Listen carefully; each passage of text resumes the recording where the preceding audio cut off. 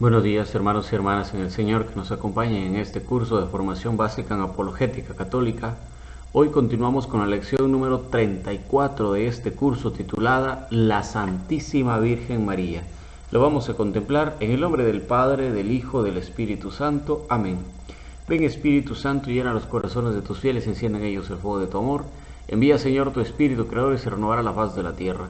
Oh Dios, que has iluminado los corazones de tus hijos con la luz del Espíritu Santo, haznos dóciles a tus inspiraciones para gustar siempre del bien y gozar de tu consuelo. Por Cristo nuestro Señor. Amén. La Santísima Virgen María ha sido centro de controversia entre católicos y no católicos.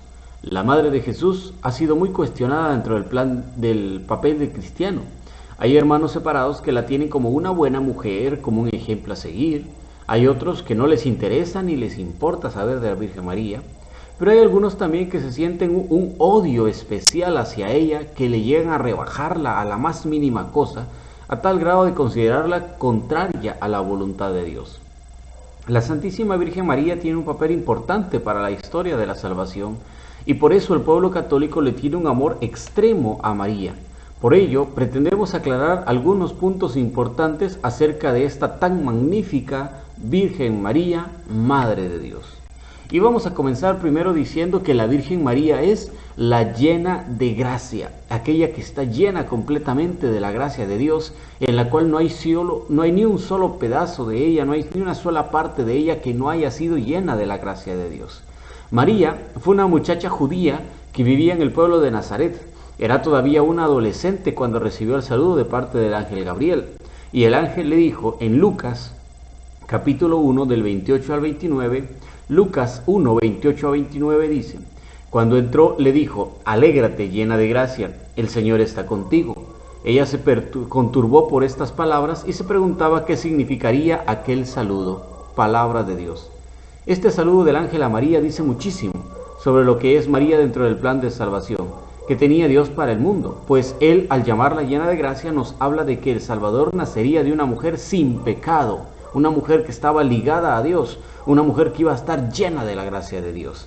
La gracia de Dios incluye estar alejado del pecado. Todos podemos estar muy favorecidos por Dios, pero Dios solo a la Virgen María la ha llamado la llena de gracia. El Señor está con ella, la llena totalmente, no hay ni una sola parte. Todos los humanos podemos vivir en gracia de Dios, y eso es posible si usted se comporta bien, si trata de no hacer pecados, trata de llevar una vida buena, vivirá en gracia de Dios. Mas nadie puede vivir en gracia plena de Dios, nadie puede estar lleno de la gracia de Dios.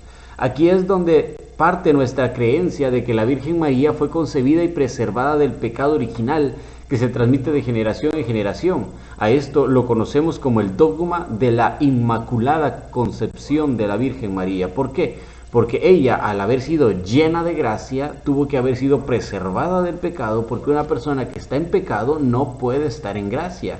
Y si ella es la llena de gracia, significa que era limpia, pura, inmaculada, santa desde el nacimiento, que el pecado no podía tocarla a ella, porque era la llena de gracia y donde el Señor iba a estar, donde el Señor iba a vivir, donde el Señor iba a estar durante 9 meses para luego venir al mundo. Por eso es que la consideramos nosotros como la Inmaculada Concepción, la llena de gracia.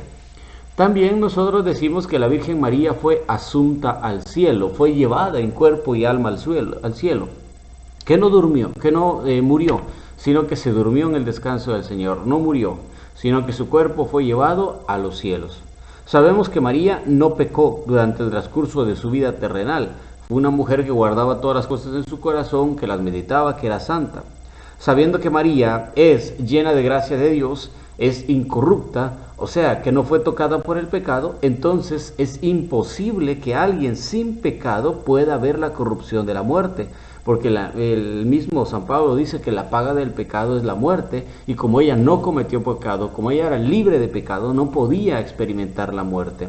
San Juan describe a María como una mujer llena de luz, o sea, llena de Dios, por lo que vemos que María es confirmada una vez más como la llena de gracia o como la luz del Apocalipsis. En Apocalipsis capítulo 12 del 1 al 2 y 5, Apocalipsis 12 del 1 a 2 y 5 dice: Apareció en el cielo un signo sorprendente, una mujer vestida de sol con la luna bajo sus pies y tocada con una corona de 2 estrellas. Está encinta y grita por los dolores del parto, por el sufrimiento de dar a luz.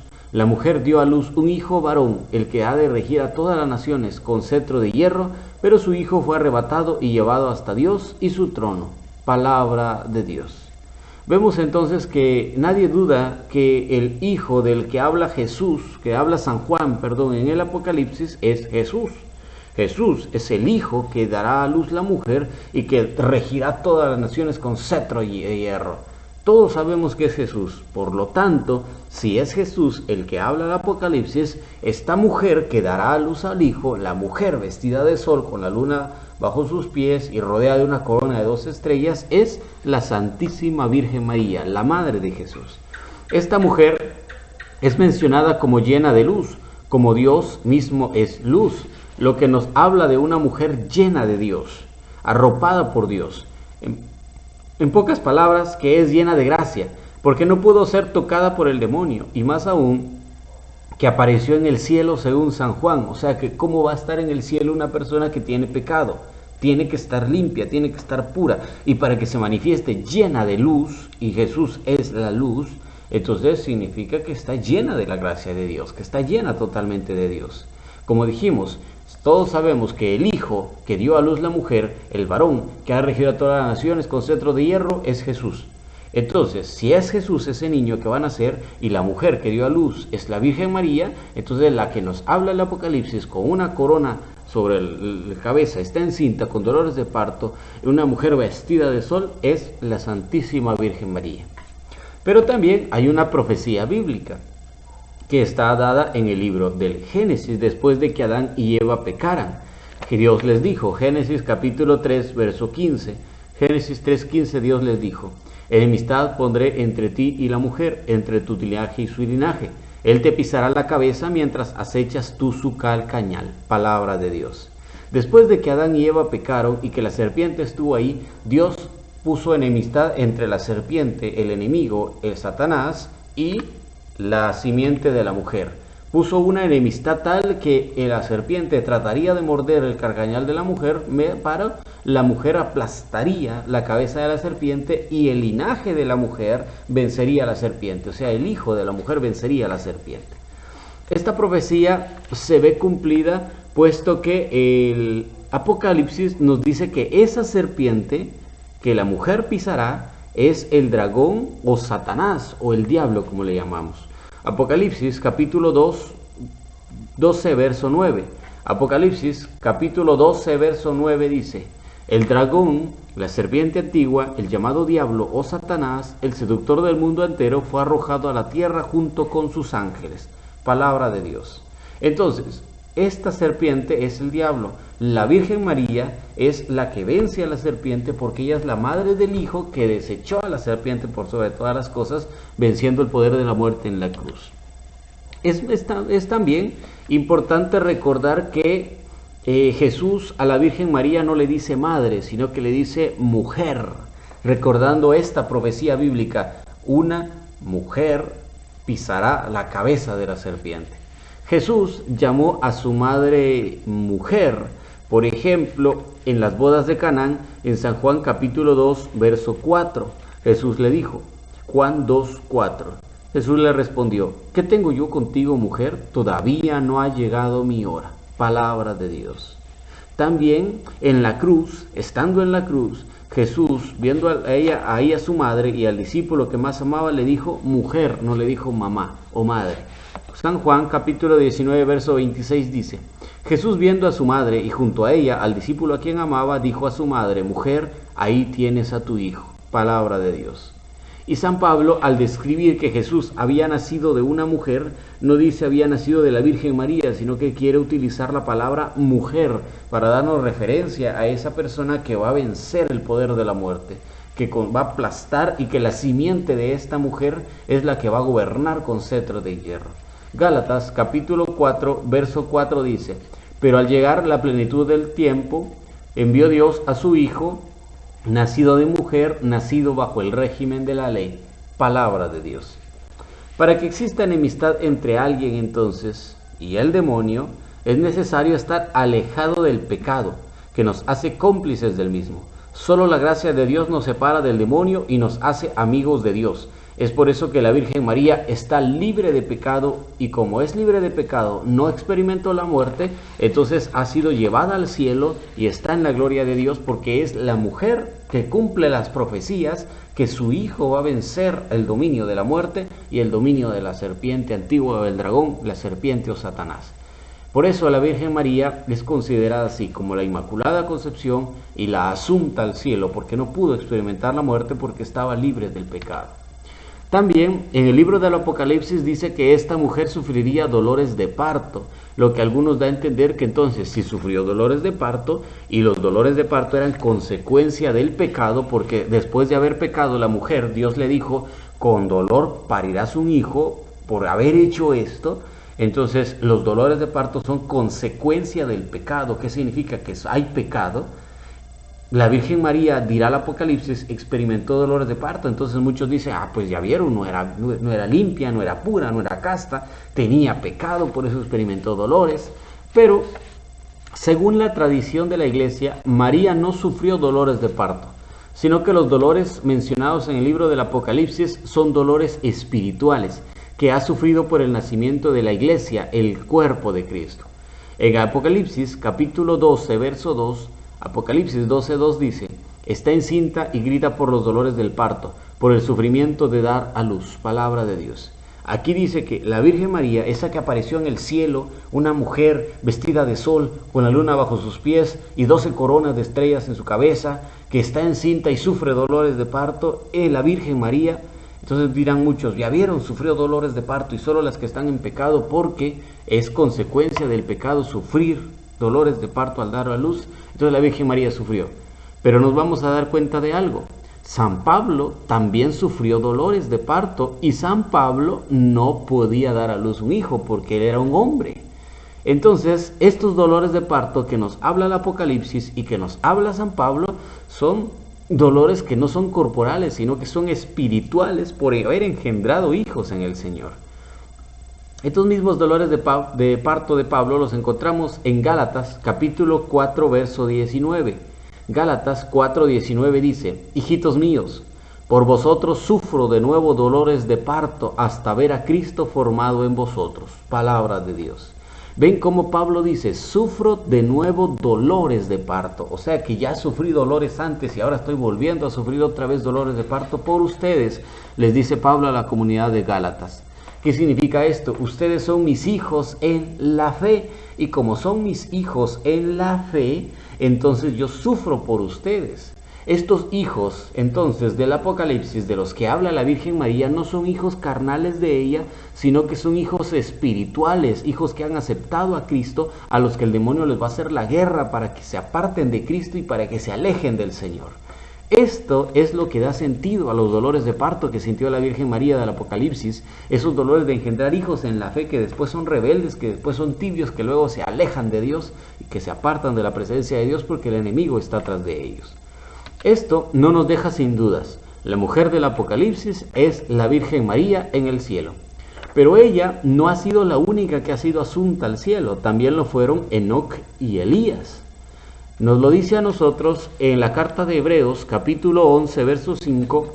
Hebreos 11:5 dice, por la fe, Enoc fue arrebatado en vida y no experimentó la muerte, y nadie pudo hallarlo porque lo arrebató Dios. Pero aún antes de su traslado recibió el testimonio de haber agradado a Dios. Palabra de Dios. Vemos aquí como en Hebreos dice que Enoc fue arrebatado de la vida y no experimentó la muerte. O sea, fue llevado en cuerpo y alma al cielo. ¿Por qué? Porque agradó a Dios, porque estuvo con Dios, porque anduvo con Dios. La Virgen María no solo anduvo con Dios, estuvo llena de Dios. Entonces, con más razón, la Virgen María, aunque la Biblia no lo diga, tiene que estar asunta en el cielo. También en Segunda de Reyes, capítulo 2, verso 11, Segunda de Reyes, capítulo 2, verso 11 dice, iban hablando mientras caminaban cuando de pronto un carro de fuego con caballos de fuego los separó el uno al otro. Elías subió al cielo en el torbellino. Palabra de Dios. Vemos cómo Elías fue arrebatado en cuerpo y alma al cielo también en un carro de fuego y en un torbellino. Y Eliseo lo vio a lo lejos y se quedó con su manto. Elías entonces fue llevado al cielo. ¿Por qué? Porque había agradado a Dios también, porque hacía la voluntad de Dios, porque obraba según lo que Dios quería. En cambio, la Virgen María estaba llena de la gracia de Dios, es la madre de Dios. Entonces, con más razón, si Enoc y Elías, que anduvieron con Dios y agradaron a Dios, fueron llevados en cuerpo y alma al cielo, ¿por qué la Virgen María, siendo la madre de Dios, siendo la limpia, la pura, la inmaculada, la que vencería, la que pisaría la cabeza de la serpiente, ¿por qué no iba a ser llevada en cuerpo y alma al cielo también, si era más pura que Enoc y Elías?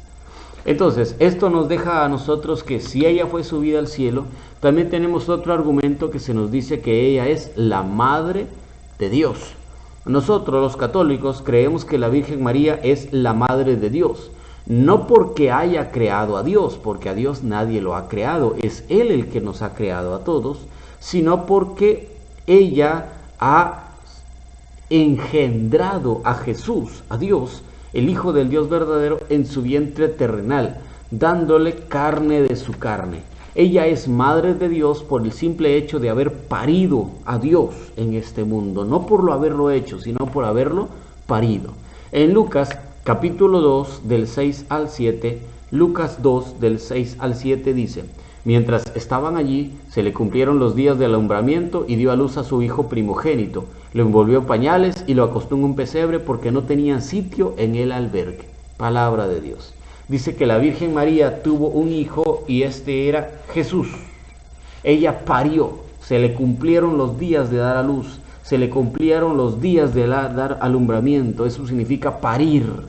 ¿Qué significa esto? La Virgen María parió a Dios. Y si Dios, Jesús, es Dios, la Virgen María es madre de Dios por haber parido a Jesús. Por haberlo hecho, no, ninguna mamá hace a sus hijos. Nadie se da cuenta cuando ya tiene un hijo adentro del vientre. A los 2 meses, al mes y medio se dan cuenta y dicen: ay, estoy embarazada. Nadie se da cuenta cómo llegó ese niño allá adentro. Solo saben que están embarazadas. Ellas no hicieron a su hijo, simplemente lo engendran y le dan a luz. Pero no lo hacen, no dicen: yo lo quiero chilito, yo lo quiero grandecito, yo lo quiero gordito. Eso solo lo decide Dios. Entonces, no porque haya parido a Dios significa que ella haya hecho a Dios. No, ella no creó a Dios. Dios nos ha creado a todos. Pero ella engendró a Jesús, el Hijo de Dios, por lo tanto, parió a Dios. Eso significa que ella es la madre de Dios. El negar el título de María, Madre de Dios, surgió en el siglo III con una doctrina denominada el arrianismo, que niega la divinidad de Cristo y por lo tanto la maternidad divina de María. Negar entonces que la Virgen María es Madre de Dios equivale a negar que Jesús es Dios. Y como nosotros creemos que Jesús es Dios, entonces la Virgen María es la Madre de Dios.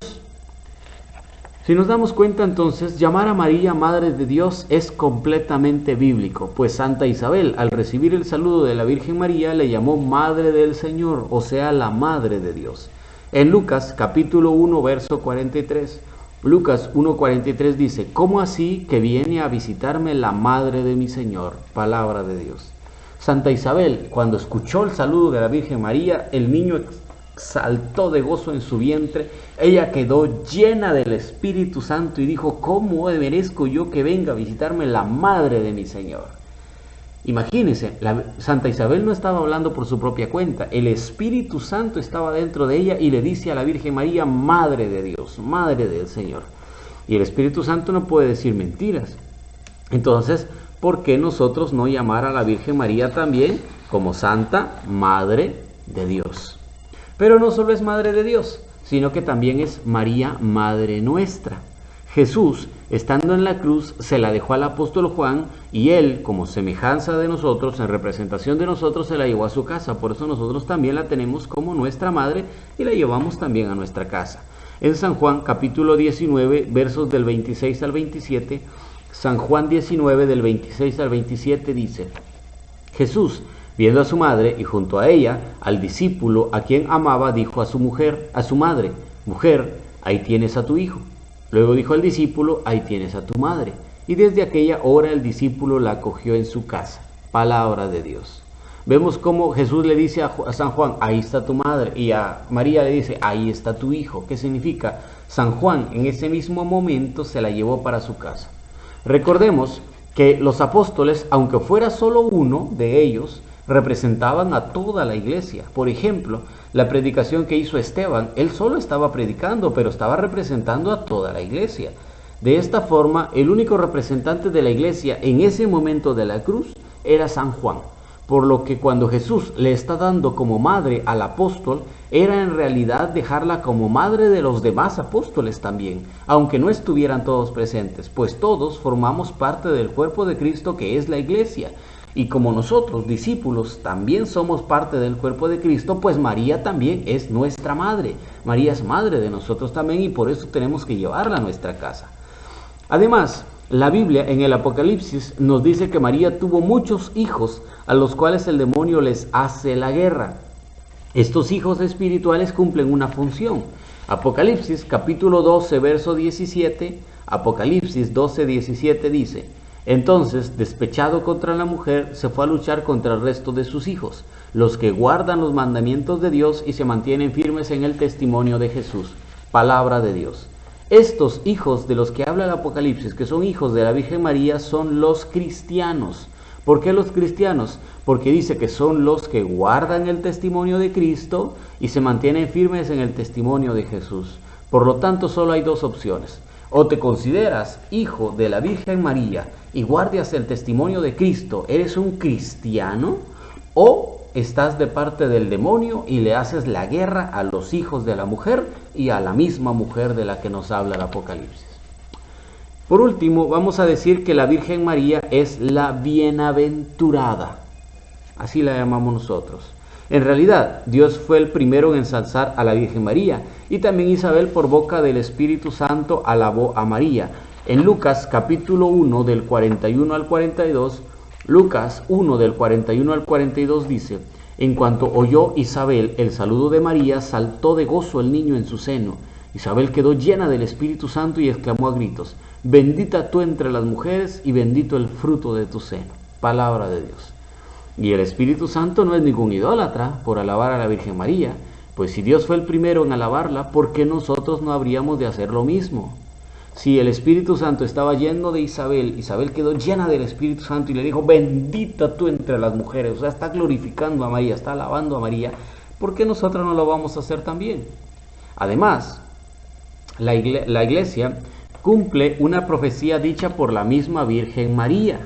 La Virgen María dijo en Lucas capítulo 1 verso 48, Lucas 1:48, porque ha puesto los ojos en la pequeñez de su esclava. Desde ahora todas las generaciones me llamarán bienaventurada, dichosa, feliz. Entonces, si María dijo que todas las generaciones la llamarán bienaventurada, por eso nosotros le llamamos la bienaventurada siempre Virgen María, la feliz Virgen María. Dios te salve María. Una grande alegría de tener a la Virgen María con nosotros. Pero no solo nosotros. La iglesia primitiva, la primera iglesia, que empezaba después de los apóstoles, también consideraba a la Virgen María como parte importante de la vida, como Madre de Dios. San Ignacio de Antioquía es el primero en hablarnos de la Inmaculada Virginidad de María. En su epístola a los Efesios, en el número 19, carta a los Efesios, número 19 de San Ignacio de Antioquía, dice: y escondidos del príncipe de este mundo fueron la virginidad de María y el que diera a luz, y asimismo la muerte del Señor. 3 misterios deben ser proclamados que fueron obrados en el silencio de Dios. Eso era lo que decía San Ignacio de Antioquía. San Irineo de León decía que María fue siempre virgen y pura. Decía en su documento Adversus a Heresis, contra los herejes, el número 433, decía: han predicado al Emanuel de la Virgen, queriendo significar al Verbo de Dios con su criatura, porque el Verbo de Dios se hará carne, y el Hijo de Dios, el Hijo del Hombre, siendo él puro, abrirá puramente la matriz pura que regenera a los hombres para Dios, la cual él mismo la hizo pura. ¿Ven cómo dice la matriz pura? ¿Qué significa? Virgen siempre, virgen durante y virgen después, porque el mismo Dios la hizo pura. Y San Ciricio, obispo de Roma, en el año 384 después de Cristo, nos dice que sería un horror pensar que María tuvo más hijos. En su carta a Anicio, San Ciricio dice: no podemos negar que fue reprendido con justicia aquel que hablaba de los hijos de María, y con razón ha sentido horror la santidad de que el mismo vientre virginal del que nació el Señor pudiera haber nacido otro. porque no hubiera el Señor escogido nacer de una virgen si hubiera juzgado que ésta o se podría contener y que con el futuro de unión humana habría de profanar el seno de donde se formó el cuerpo del Señor, aquel seno, palacio del Rey eterno. Vemos entonces cómo después de meditar todo esto, nos damos cuenta que amar a la Virgen María, respetar a la Virgen María y querer a la Virgen María no es contraria a la voluntad de Dios, sino que la Virgen María, al ser la Madre de Dios, debe también de ser glorificada entre nosotros con un culto especial por haber dicho sí y por haber aceptado la voluntad de Dios en su vida. Gracias por estar pendiente de estas lecciones. Si Dios quiere, nos vemos en la lección número 35 de este curso. Amen, conozcan y defiendan su fe. Ave María Purísima, sin pecado concebida, en el nombre del Padre, del Hijo, del Espíritu Santo.